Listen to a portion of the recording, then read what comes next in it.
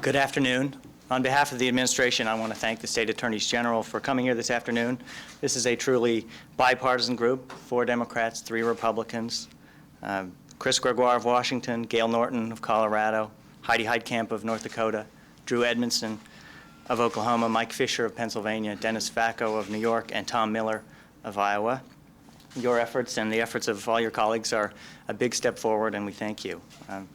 We're here today to say, without regard to party, that it's time for Congress to finish the job that this president began 3 years ago with his courageous decision to crack down on tobacco marketing to young people, a job that the state attorney generals have carried on in the courts and at the bargaining table ever since.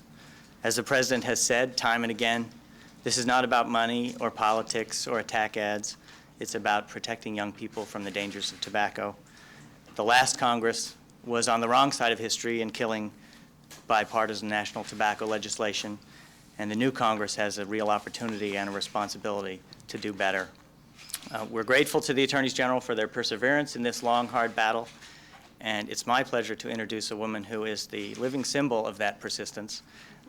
Not only has she devoted nearly every waking hour over the last year and a half to this effort, but since her trial in Washington State began in September, she has been doing battle with the tobacco industry on 2 coasts at the same time. Attorney General Chris Gregoire.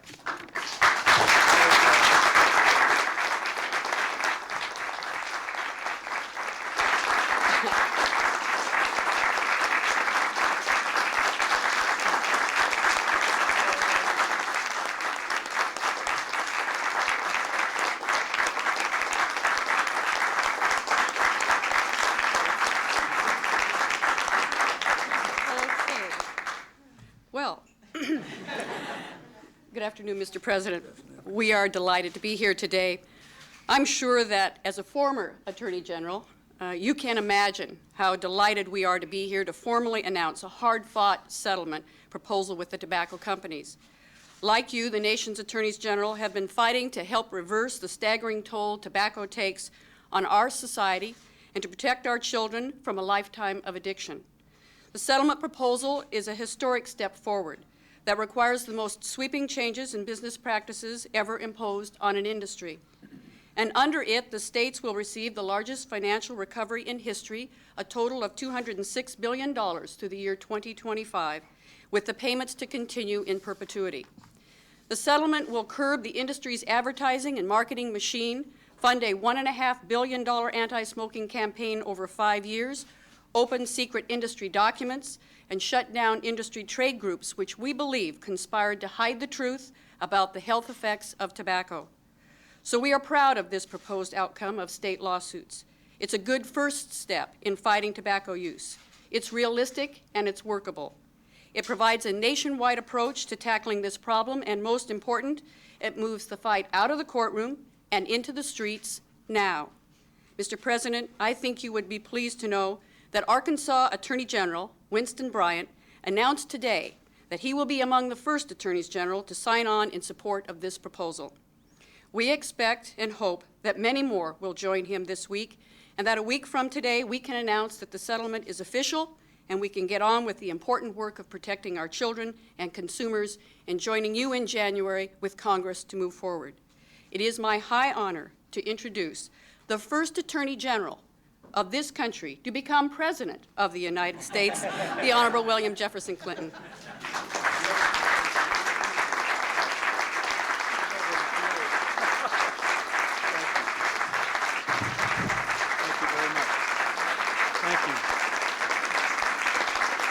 Thank you very much. Thank you very much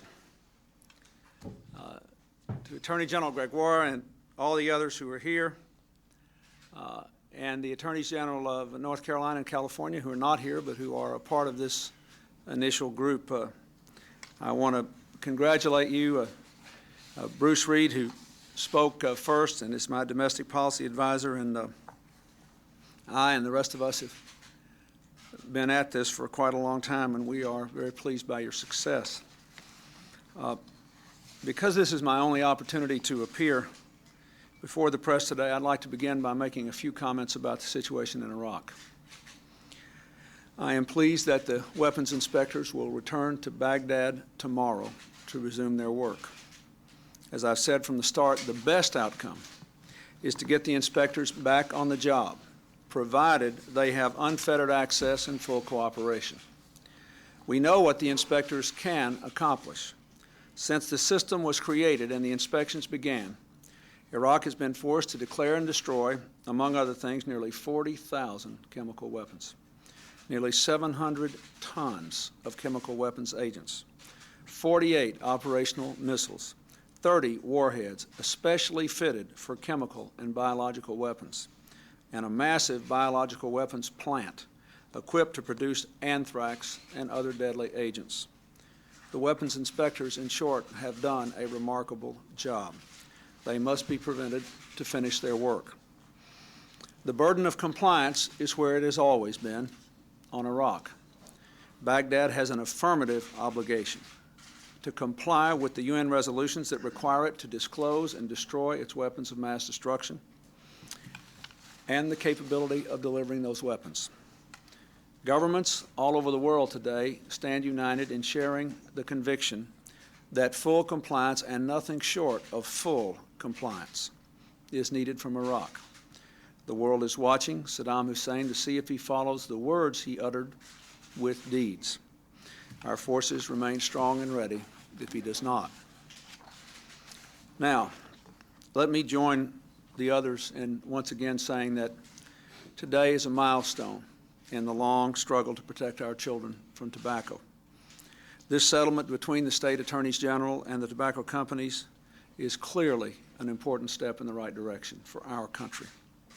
It reflects the first time tobacco companies will be held financially accountable for the damage their product does to our nation's health.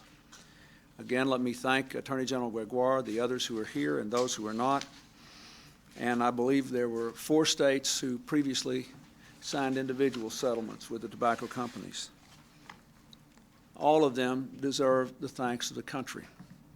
With this very large settlement, which every other state has the opportunity to join, we are moving forward, but we have a lot more to do.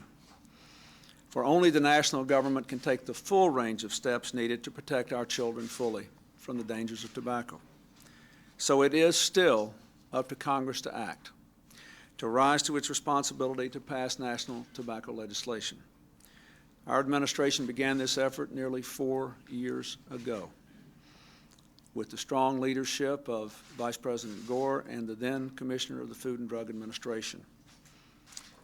The FDA then put in place a strong crackdown on tobacco advertising aimed at teenagers, the broadest and most significant effort to date to protect our children from the dangers of tobacco.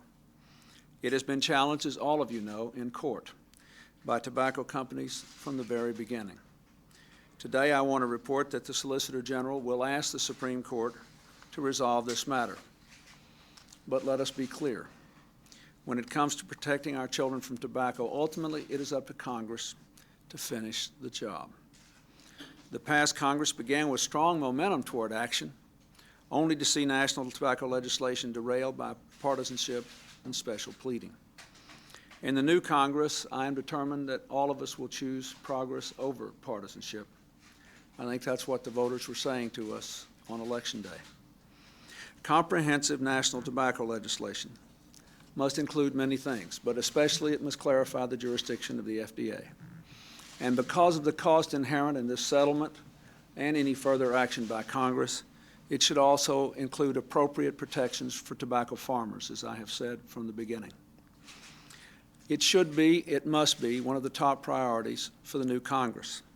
I will work hard to see that it becomes law. We should always remember what the real stakes are. Let me say them one more time. Every day we fail to act, more than 3,000 children start to smoke, even though it is illegal to sell them cigarettes. More than 1,000 will die earlier than they would have as a result. Our children continue to be targeted by multi-million-dollar marketing campaigns designed to recruit what the industry has called in its confidential documents replacement smokers. With strong legislation, working with what the attorneys general have already done, we can save 1 million lives in the first 5 years.